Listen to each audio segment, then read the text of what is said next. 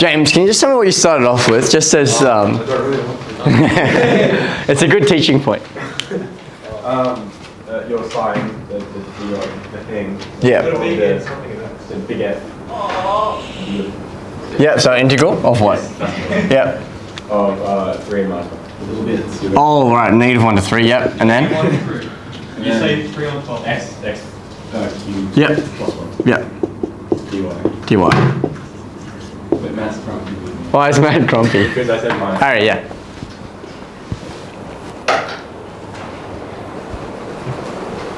Should we put it in y on the other side first? Yeah, so this is the thing, right? We've been doing questions which are solely bounded by the y-axis. And yet it's still very easy to make the mistake of, hey, here's an expression, let's integrate it, right? So you're gonna just have to constantly remind yourself, what is the question actually asking? The original question was bounded by the y-axis, right? So we need to make sure, yes, we've got the dy here, but that means that we actually need to have x as a subject, like we've been doing with all of these. We just didn't have to arrange a few of them, right? But often they'll make you do a bit more work and you have to rearrange it, right? So that's the first thing that's different about this one. The next thing that's different is these bounds here are interesting. Now, the only reason why you've been alerted to the bounds being different is because it's -1 to 3, right? Because that kind of sets you off, oh, there's a -1 here, I have to do something different. But be careful. You got an idea, Harry? Do we have to do the whole 0 to 3 minus 1 to 0 thing? So you want to split up the integral? Yeah, that's what you have to do, but you have to be careful as well about where you actually split it up. Because these ones, we haven't been graphing, and I've chosen them that they don't actually have to. More often than not, they'll give you a graph, but just be aware that it's going to be slightly different when it's bounded by the y-axis, right? Because what does this curve actually look like? It looks like this. X cubed plus 1, you should be really good at translations now. This is just shifting up by 1, right? So this is x cubed shifted up by 1. This is from y is -1, and this is 3, and this would just be 1 here, okay? Now Harry's suggesting that we split this up, and the reason why is because, remember, sometimes integrals, if we're trying to find areas, sometimes integrals calculate a negative area because it's a signed area, right? So for this one, where do you suggest we split it up? From what bounds? Doesn't matter anymore? Can I go on the negative bit? So what do you reckon, Eva? Like, here's the negative bit here, is that what you're saying? Yeah? Oh, I see. So where would you split it up? No, like can, because for the other one, above the parabola, Yeah. we didn't count the other side. Right, right. Count it here. Yeah, so this one, let's actually make clear what the region is. If they would give you this in a question, it'd be 1 to 3 -1. like that. And Harry, you've got an idea for the bounds? Was I right? I didn't hear you, sorry. 1 to 3 -1 to 1.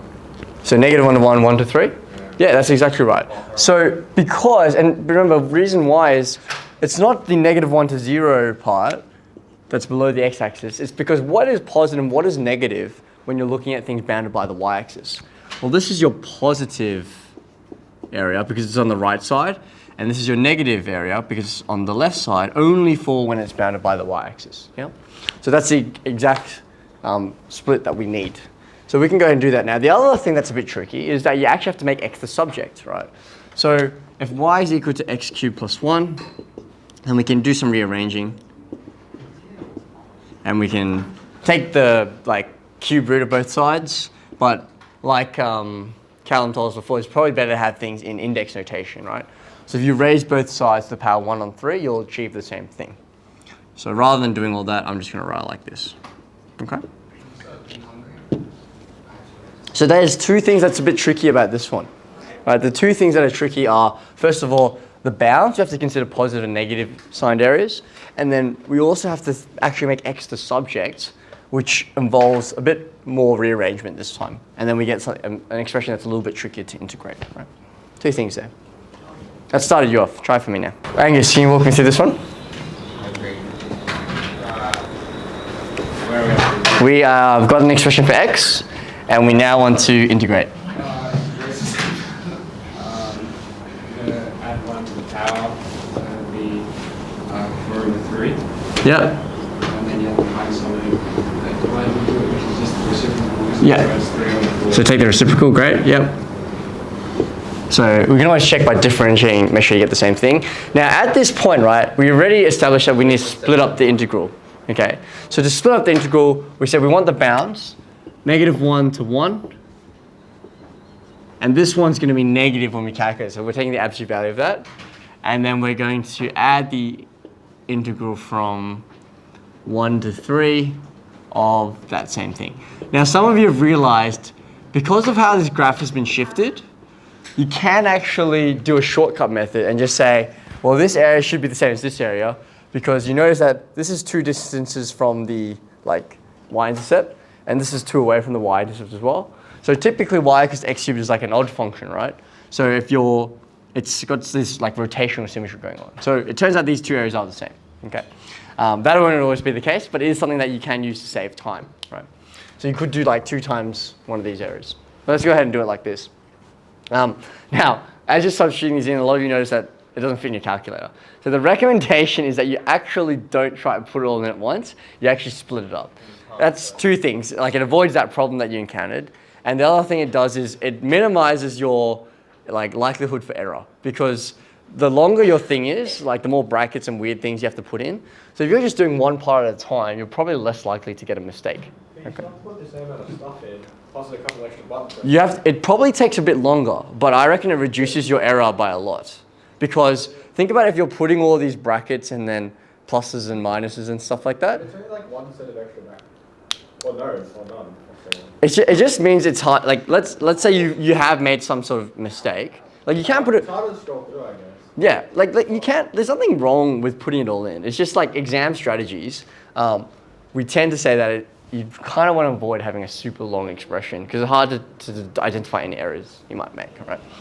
And also, like when you're doing your working out, the next line should not be the area anyway. Like you should be writing out steps along the way. Okay. So, what have we got here? We've got our wait, hang on. I already integrated. Yeah, what did I do that? That's completely wrong. I mean, the notation is wrong. Matt, you got 3.7 something. Yeah. Wait, sorry, that should be y minus 1. 1 on 3. Same thing I got when I did it at Scout. What'd you get? Like 15.12. 15.12. Sorry, that's a mistake there. Okay, and then we integrate. I did it wrong, I got that. I did it right, I got that. I don't know what I'm doing. Hold on. 3 minus 1 minus 1.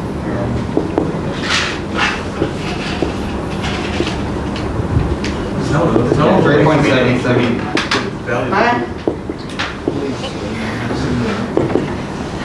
Alright, that's better now. Sorry, that was a mistake earlier. I already integrated and put that notation, so yeah. So that's right now. Okay, so just to recap again, that was a mistake on my part. So we have this expression we need to integrate, and then we substitute in here. And so in an exam, you should probably be substituting that expression in and writing it out. But James, what was the answer? Sorry, 3 point. 3.7. And that is the right answer. 3.77 to 2 units. 779, 712. 779. Let's do 3 dp. All right, cool. So I figured out my problem. What was the problem? I had 3 as a coefficient instead of It should be 3 and 4. 0.780 technically. Okay. The grounding. Yeah, that's Oh, no, fair. what have I done?